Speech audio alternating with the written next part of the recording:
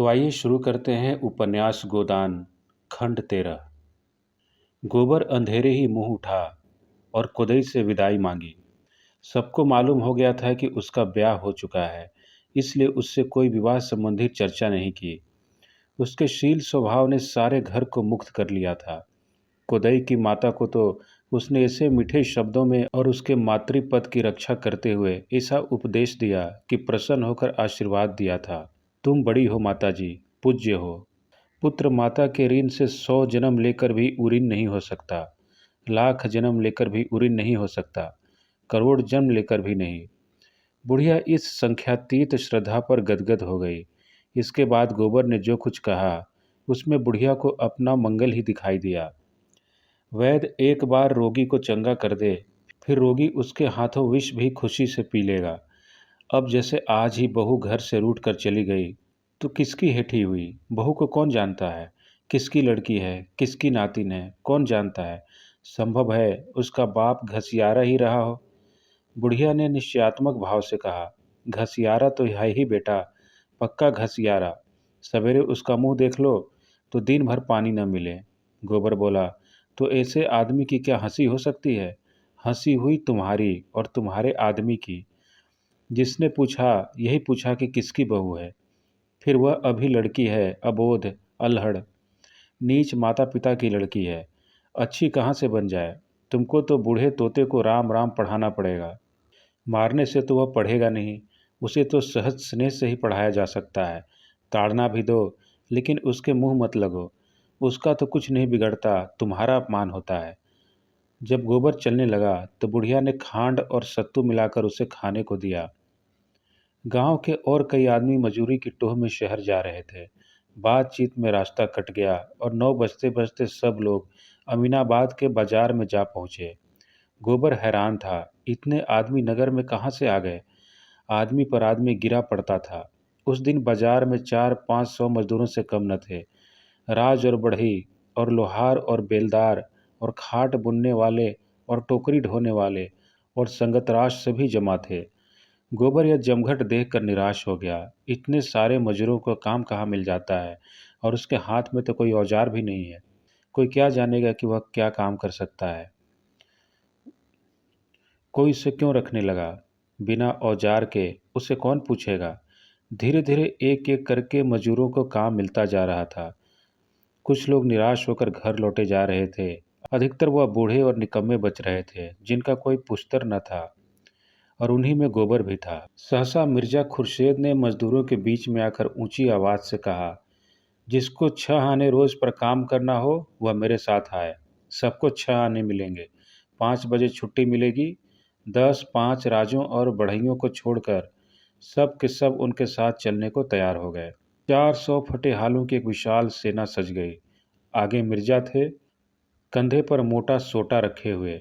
पीछे भूखमरों की लंबी कतार थी, जैसे भेड़ें हों। एक बूढ़े ने मिर्जा से पूछा, कौन काम करना है मालिक।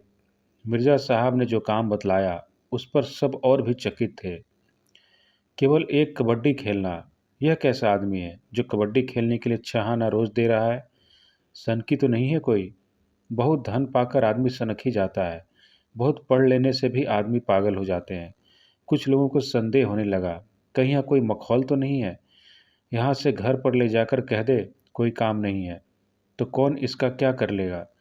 वह चाहे कबड्डी खिलाए, चाहे आंख मिचौनी, चाहे गुली डंडा, मजूरी पेशगी दे दे। ऐसे झक्खड़ आदमी का क्या भरोसा। गोबर ने डरते डरते कहा, मालिक हमारे पास कुछ खाने को नहीं है, पैसे मिल जाएं तो कुछ लेकर खा लूँ। मिर्जा ने झट छाने पैसे उसके हाथ में रख दिए और ललकार कर बोले, मजूरी सबको चलते चलते पेशगी दे दी जाएगी, इसकी चिंता मत करो। मिर्जा साहब ने शहर के बाहर थोड़ी सी जमीन ले रखी थी। मजूरी ने जाकर देखा तो एक बड़ा अहाता घिरा हुआ था और उसके अंदर केवल एक छोटी सी फूस की झोपड़ी थी, जिसमें 3-4 कुर्सियां थीं, एक मेज। थोड़ी सी किताबें मेज पर रखी हुई थीं। झोपड़ी बेलों और लताओं से ढकी हुई बहुत सुंदर लगती थी। अहाते में एक तरफ आम और नींबू और अमरूद के पौधे लगे हुए थे, दूसरी तरफ कुछ फूल। बड़ा हिस्सा परती था। मिर्जा ने सबको कतार में खड़ा करके ही मजूरी बांट दी। अब किसी को उसके पागलपन में संदेह न रहा। गोबर पैसे पहले ही पा चुका था।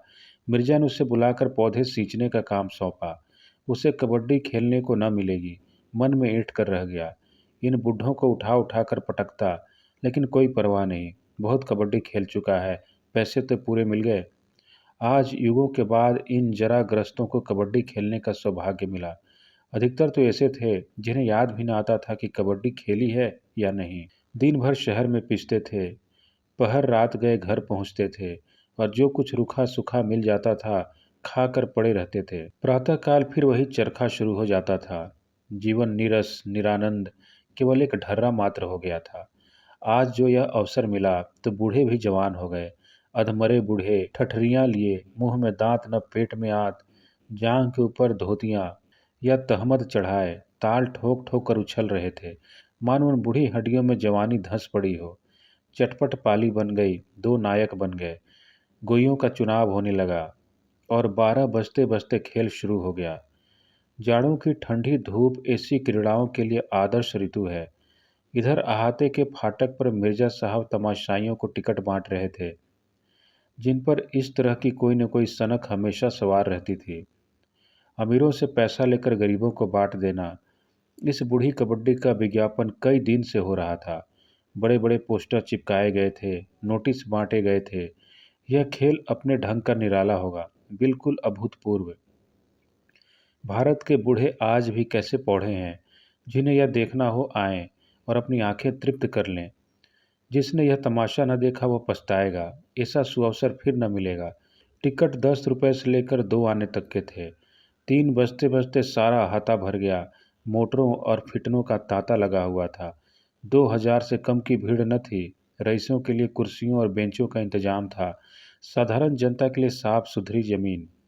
मिस मालती, मेहता, खन्ना, तनखा और राय साहब सभी विराजमान थे। खेल शुरू हुआ तो मिर्जा ने मेहता से कहा, आइए डॉक्टर साहब, एक गोई हमारी और आपकी भी हो जाए। मिस मालती बोली, फिलासफर का जोड़ फिलासफर से ही हो सकता है। मिर्जा ने मूँछों पर ताव देकर कहा, तो क्या आप समझती हैं कि मैं फिलासफर नहीं हूँ? मेरे पास पुछल्ला नहीं है, लेकिन मैं हूँ फिलासफर। आप मेरा इम्तिहान ले सकते हैं मेहता जी। मालती ने पूछा, अच्छा बतलाइए, आप आइडियलिस्ट हैं या मटेरियलिस्ट? मैं दोनों हूँ। यह क्यों कर? बहुत अच्छी तरह। जब जैसा मौका देखा वैसा बन गया। तो आपका अपना कोई निश्चय नहीं है? जिस बात का आज तक कभी निश्चय न हुआ और न कभी होगा, उसका निश्चय मैं भला क्या कर सकता हूँ? और लोग आंखें फोड़कर और किताबें चाट कर जिस नतीजे पर पहुँचते हैं, मैं यूं ही पहुँच गया। आप बता सकती हैं किसी फिलासफर ने अकली गद्दे लड़ाने के सिवाय और कुछ किया है? डॉक्टर मेहता ने अचकन के बटन खोलते हुए कहा, तो चलिए हमारी और आपकी हो ही जाए, और कोई माने या ना माने, मैं आपको फिलोसोफर मानता हूँ। मिर्जा ने खन्ना से पूछा, आपके लिए भी कोई जोड़ ठीक करूं? हाँ हाँ, इन्हें जरूर ले जाइए मिस्टर तनखा के साथ। खन्ना झेंपते हुए बोले, जी नहीं, मुझे क्षमा कीजिए। मिर्जा ने राय साहब से पूछा, आपके लिए कोई जोड़ लाऊं? राय साहब बोले, मेरा जोड़ तो ओंकार नाथ का है, मगर आज वह नजर नहीं आते। मिर्जा और मेहता भी नंगी देह केवल जांघिए पहने हुए मैदान में पहुंच गए। इधर एक दूसरा उधर। खेल शुरू हो गया। जनता बूढ़े कुलेलों पर हंसती थी, तालियां बजाती थी, गालियां देती थी, ललकारती थी, बाजियां लगाती थीं। वाह, जरा इन बूढ़े बाबा को देखो, किस शान से जा रहे हैं, जैसे सबको मार कर ही लौटेगा। अच्छा, दूसरी तरफ से भी उन्हीं के बड़े भाई निकले। दोनों कैसे पैंतरे बदल रहे हैं। इन हड्डियों में अभी भी बहुत जान है। इन लोगों ने जितना घी खाया है, उतना अब हमें पानी भी मैसर नहीं। लोग कहते हैं भारत धनी हो रहा है, होता होगा। हम तो यही देखते हैं कि इन बुड्ढों जैसे जीवट के जवान भी आज मुश्किल से निकलेंगे। वह उधर वाले बुड्ढे ने इसे दबोच लिया। बेचारा छूट निकलने के लिए कितना जोर मार रहा है, मगर अब नहीं जा सकते बच्चा। एक को 3 लिपट गए। इस तरह लोग अपनी दिलचस्पी जाहिर कर रहे थे। उनका सारा ध्यान मैदान की ओर था। खिलाड़ियों के आघात प्रतिघात, उछल कूद, धरपकड़ और उनके मरने जीने में सभी तन्मय हो रहे थे।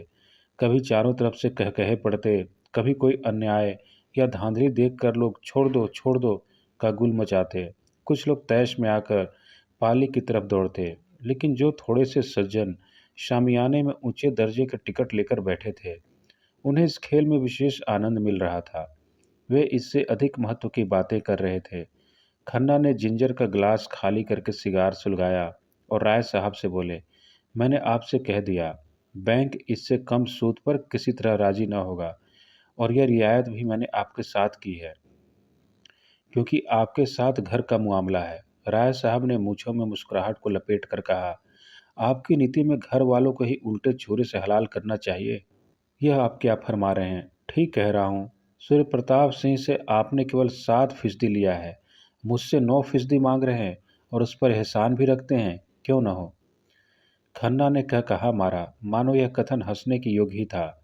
उन शर्तों पर मैं आपसे भी वही सूद ले लूंगा।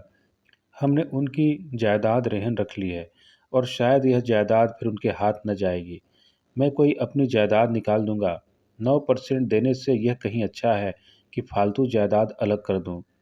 मेरी जैक्सन रोड वाली कोठी आप निकलवा दें, कमीशन ले लीजिएगा।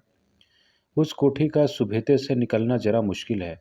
आप जानते हैं वह जगह बस्ती से कितनी दूर है, मगर खैर देखूंगा। आप उसकी कीमत का क्या अंदाजा करते हैं? राय साहब ने 1,25,000 बताए। 15 बीघे जमीन भी तो है उसके साथ। खन्ना स्तंभित हो गए, बोले, आप आज के 15 साल पहले का स्वप्न देख रहे हैं राय साहब। आपको मालूम होना चाहिए कि इधर जायदादों के मूल्य में 50% की कमी हो गई है। राय साहब ने बुरा मानकर कहा, जी नहीं, 15 साल पहले उसकी कीमत 1.5 लाख थी। मैं खरीदार की तलाश में रहूंगा, मगर मेरा कमीशन 5% होगा आपसे, औरों से शायद 10% हो। क्यों? क्या करोगे इतने रुपए लेकर? आप जो चाहें दे दीजिएगा। अब तो राजी हुए। शुगर के हिस्से अभी तक आपने न खरीदे। अब बहुत थोड़े से हिस्से बच रहे हैं, हाथ मलते रह जाइएगा। इंश्योरेंस की पॉलिसी भी आपने न ली। आप में टाल मटोल की बुरी आदत है। जब अपने लाभ की बातों का इतना टाल मटोल है, तब दूसरों को आप लोगों से क्या लाभ हो सकता है? इसी से कहते हैं, रियासत आदमी की अकल चढ़ जाती है। मेरा बस चले तो मैं तालुकेदारी की रियासतें जब्त कर लूं। मिस्टर तनखा मालती पर जाल फेंक रहे थे। मालती ने साफ कह दिया था कि वह इलेक्शन के झमेले में नहीं पड़ना चाहती, पर तनखा इतनी आसानी से हार मानने वाले व्यक्ति न थे। आकर कोहनियों के बल मेज पर टिककर बोले, आप जरा उस मामले पर फिर विचार करें। मैं कहता हूँ ऐसा मौका शायद आपको फिर न मिले। रानी साहब, चंदा को आपके मुकाबले में रुपए में एक आना भी चांस नहीं है। मेरी इच्छा केवल यह है कि काउंसिल में ऐसे लोग जाएं जिन्होंने जीवन में कुछ अनुभव प्राप्त किया है और जनता की सेवा भी कुछ की है। जिस महिला ने भोग विलास के सिवा कुछ जाना ही नहीं, जिसने जनता को हमेशा अपनी कार का पेट्रोल समझा, जिसकी सबसे मूल्यवान सेवा वे पार्टियां हैं जो वह गवर्नरों और सेक्रेटरियों को दिया करती हैं, उनके लिए इस काउंसिल में स्थान नहीं है। नई काउंसिल में बहुत कुछ अधिकार प्रतिनिधियों के हाथ में होगा, और मैं नहीं चाहता कि वह अधिकार अंधिकारियों के हाथ में जाए। मालती ने पीछा छुड़ाने के लिए कहा, लेकिन साहब, मेरे पास 10-20 हज़ार इलेक्शन पर खर्च करने के लिए कहाँ है? रानी साहब तो 2-4 लाख खर्च कर सकती हैं। मुझे भी साल में 1,000-1,500 रुपये उनसे मिल जाते हैं। यह रकम भी हाथ से निकल जाएगी। पहले आप यह बता दें कि आप जाना चाहती हैं या नहीं। जाना तो चाहती हूँ, मगर फ्री पास मिल जाए तो यह जिम्मा मेरा रहा। आपको फ्री पास मिल जाएगा। जी नहीं, क्षमा कीजिएगा, मैं हार की जिल्लत नहीं उठाना चाहती। जब रानी साहब रुपए की थैलियां खोल देंगी और एक एक वोट पर एक एक अशर्फी चढ़ाने लगेंगी, तो शायद आप भी उधर वोट देंगे। आपके ख्याल में इलेक्शन महज रुपए से जीता जा सकता है? जी नहीं, व्यक्ति भी एक चीज़ है। लेकिन मैंने केवल एक बार जेल जाने के सिवा और क्या जन की सेवा की है? और सच पूछिए तो उस बारे में भी मैं अपने मतलब से हो गई थी, उसी तरह जैसे राय साहब और खन्ना हो गए थे।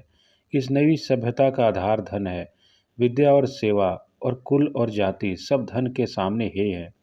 कभी कभी इतिहास में ऐसे अवसर आ जाते हैं जब धन को आंदोलन के सामने नीचा देखना पड़ता है, मगर इसे अपवाद समझिए।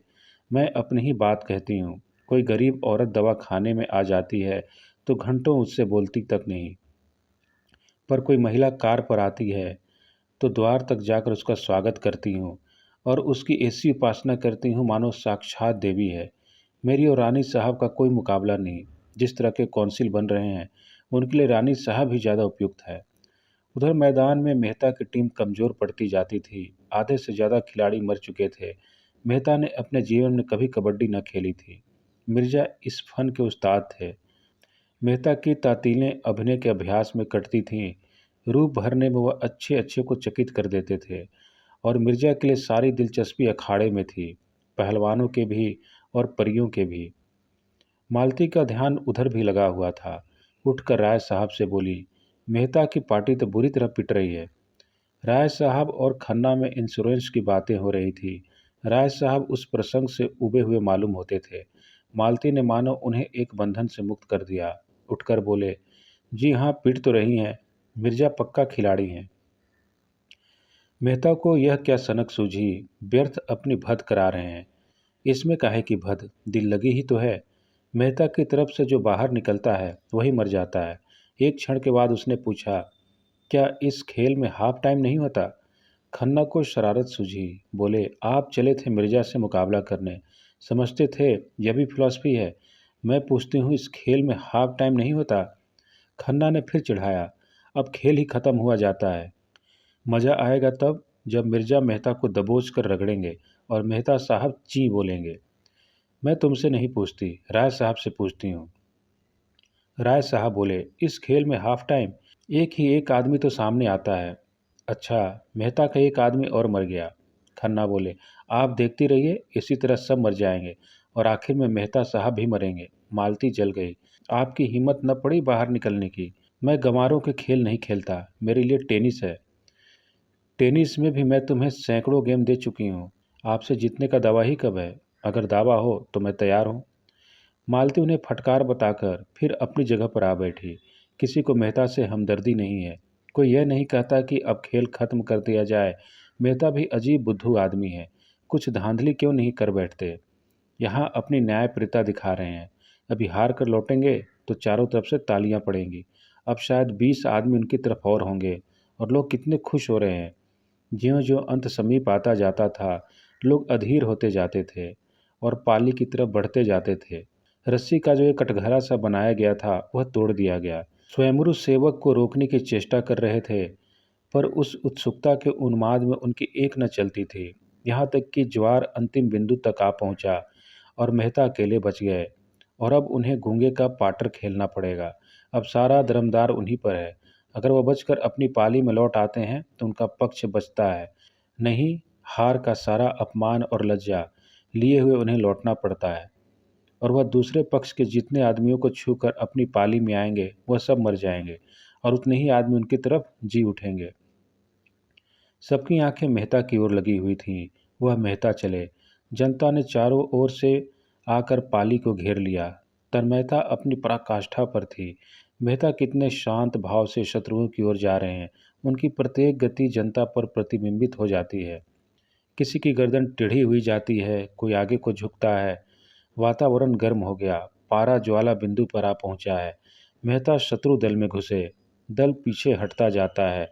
उनका संगठन इतना दृढ़ कि मेहता की पकड़ या स्पर्श में कोई भी नहीं आ रहा है। बहुतों को जो आशा थी कि मेहता कम से कम अपने पक्ष में 10-5 आदमियों को तो जिला ही लेंगे, वे निराश होते जा रहे हैं। सहसा मिर्जा एक छलांग मारते हैं और मेहता की कमर पकड़ लेते हैं। मेहता अपने को छुड़ाने के लिए जोर मार रहे हैं। मिर्जा को पाली की तरफ खींचे लिए जा रहे हैं। लोग उन्मत्त हो जाते हैं। अब इसका पता चलना मुश्किल है कि कौन खिलाड़ी है और कौन तमाशाई। सब एक गडमड हो गए हैं। मिर्जा और मेहता में मल्लयुद्ध हो रहा है। मिर्जा के कई बुढ़े मेहता की तरफ लपके और उनसे लिपट गए। मेहता जमीन पर चुपचाप पड़े हुए हैं। अगर वह किसी तरह खींच खांच कर 2 हाथ और ले जाएं, तो उनके 50 आदमी जी उठते हैं, मगर वह 1 इंच भी नहीं खिसक सकते। मिर्जा उनकी गर्दन पर बैठे हुए हैं। मेहता का मुख लाल हो रहा है। आंखें बीर बहुटी बनी हुई हैं। पसीना टपक रहा है और मिर्जा अपने स्थूल शरीर का भार लिए उनकी पीठ पर हुमच रहे हैं। मालती ने समीप जाकर उत्तेजित स्वर में कहा, मिर्जा खुर्शेद, यह फेयर नहीं है, बाजी डरा रही।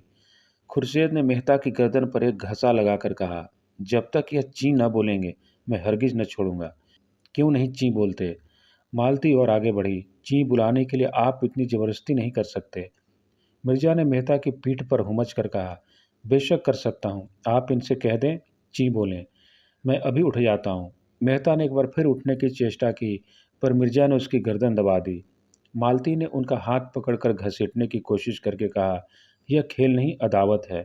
अदावत ही सही, आप न छोड़ेंगे? उसी वक्त जैसे कोई भूकंप आ गया। मिर्जा साहब जमीन पर पड़े हुए थे और मेहता दौड़े हुए पाली की ओर भागे जा रहे थे, और हजारों आदमी पागलों की तरह टोपियां और पगड़ियां और छड़ियां उछाल रहे थे। यह कैसे काया पलट हुई, कोई आदमी समझ न सका। मिर्जा ने मेहता को गोद में उठा लिया और लिए हुए शामियाने तक आए। प्रत्येक मुख पर यह शब्द थे, डॉक्टर साहब ने बाजी मार ली। और प्रत्येक आदमी इस हारी हुई बाजी के एकबारगी पलट जाने पर विस्मित था। सभी मेहता के जीवट और धैर्य का बखान कर रहे थे। मजदूरों के लिए पहले से नारंगियां मंगा ली गई थीं।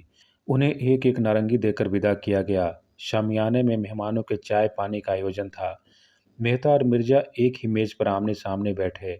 मालती मेहता के बगल में बैठी। मेहता ने कहा, मुझे आज एक नया अनुभव हुआ। महिला की सहानुभूति हार को जीत बना सकती है। मिर्जा ने मालती की ओर देखा। अच्छा, यह बात थी। जभी तो मुझे हैरत हो रही थी कि आप एकाएक कैसे ऊपर आ गए। मालती शर्म से लाल हुई जाती थी। बोली, आप बड़े बेमुरौवत आदमी हैं मिर्जा जी। मुझे आज मालूम हुआ, कसूर इनका था। यह क्यों ची नहीं बोलते थे? मैं तो ची न बोलता, चाहे आप मेरी जान ही ले लेते। कुछ देर मित्रों में गपशप होती रही। फिर धन्यवाद के और मुबारकबाद के भाषण हुए और मेहमान लोग विदा हुए।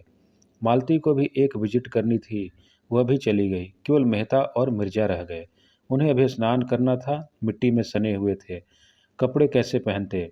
गोबर पानी खींच लाया और दोनों दोस्त नहाने लगे। मिर्जा ने पूछा, शादी कब तक होगी? मेहता ने अचंभे में आकर पूछा, किसकी? आपकी। मेरी शादी किसके साथ हो रही है? वाह, आप तो ऐसे उड़ रहे हैं गोया यह भी छिपाने की बात है। नहीं नहीं, मैं सच कहता हूँ, मुझे बिल्कुल खबर नहीं है। क्या मेरी शादी होने जा रही है? और आप क्या समझते हैं, मिस मालती आपकी कंपेनियन बनकर रहेंगी? मेहता गंभीर भाव से बोले, आपका ख्याल बिल्कुल गलत है मिर्जा जी। मिस मालती हसीन हैं, खुशमिजाज हैं, समझदार हैं, रोशन ख्याल हैं, और भी उनमें कितनी खूबियां हैं। लेकिन मैं अपनी जीवन संगनी में जो बातें देखना चाहता हूँ वह उनमें न है, और न शायद हो सकती है। मेरे जहन में औरत वफा और त्याग की मूर्ति है, जो आप बेजबानी से, अपनी कुर्बानी से अपने को बिल्कुल मिटाकर पति की आत्मा का एक अंश बन जाती है। देह पुरुष की रहती है पर आत्मा स्त्री की होती है। आप कहेंगे, मर्द अपने को क्यों नहीं मिटाता, औरत से ही क्यों इसकी आशा करता है? मर्द में वह सामर्थ्य ही नहीं है। वह अपने को मिटाएगा तो शून्य हो जाएगा। वह किसी खोह में जा बैठेगा और सर्वात्मा में मिल जाने का स्वप्न देखेगा। वह तेज प्रधान जीव है और अहंकार में यह समझकर कि वह जनान का पुतला है, सीधा ईश्वर में लीन होने की कल्पना किया करता है। स्त्री पृथ्वी की भांति धैर्यवान है, शांति संपन्न है, सहिष्णु है। पुरुष में नारी के गुण आ जाते हैं तो वह महात्मा बन जाता है। नारी में पुरुष के गुण आ जाते हैं तो वह उल्टा हो जाती है। पुरुष आकर्षित होता है स्त्री की ओर, जो सवांश में स्त्री हो। मालती ने भी अभी तक मुझे आकर्षित नहीं किया। मैं आपसे किन शब्दों में कहूँ कि स्त्री मेरी नज़रों में क्या है? संसार में जो कुछ सुंदर है उसी की प्रतिमा को मैं स्त्री कहता हूँ। मैं उससे यह आशा रखता हूँ कि मैं उसे मार ही डालूं तो भी प्रतिहिंसा का भाव उसमें न आए। अगर मैं उसकी आंखों के सामने किसी स्त्री को प्यार करूं तो भी उसमें ईर्ष्या न जागे। ऐसी नारी पाकर मैं उसके चरणों में गिर पड़ूंगा और उस पर अपने को अर्पण कर दूंगा। मिर्जा ने सिर हिलाकर कहा, ऐसी औरत आपको इस दुनिया में तो शायद ही मिले। मेहता ने हाथ मारकर कहा, एक नहीं हजारों, वरना दुनिया वीरान हो जाती। ऐसी ही एक मिसाल दीजिए। मिसेस खन्ना को ही ले लीजिए। लेकिन खन्ना? खन्ना अभागे हैं जो हीरा पाकर कांच का टुकड़ा समझ रहे हैं। सोचिए कितना त्याग है और उसके साथ ही कितना प्रेम। खन्ना के रूपासक्त मन में शायद उसके लिए रत्ती भर भी स्थान नहीं है। लेकिन आज खन्ना पर कोई आफत आ जाए तो वह अपने को उन पर न्यौछावर कर देंगी। खन्ना आज अंधे या कोढ़ी हो जाएं तो भी उसकी वफादारी में फर्क ना आएगा। अभी खन्ना उसकी कद्र नहीं कर सकते हैं, मगर आप देखेंगे एक दिन यही खन्ना उसके चरणों को धो धोकर पिएंगे। मैं ऐसी बीवी नहीं चाहता जिससे मैं इंस्टीन के सिद्धांत पर बहस कर सकूं या मेरी रचनाओं के प्रूफ देखा करे। मैं ऐसी औरत चाहता हूं जो मेरे जीवन चरित्र को पवित्र और उज्जवल बना दे, प्रेम और त्याग से। खुर्शीद ने दाढ़ी पर हाथ फेरते हुए जैसे कोई भूली हुई बात याद करके कहा, आपका ख्याल बहुत ठीक है मिस्टर मेहता। ऐसी औरत कहीं मिल जाए तो मैं भी शादी कर लूं, लेकिन मुझे उम्मीद नहीं है कि मिले। मेहता ने हंसकर कहा, आप भी तलाश में रहिए, मैं भी तलाश में हूँ। शायद कभी तकदीर जागे। मिस मालती आपको छोड़ने वाली नहीं, कहिए लिख कर दूं।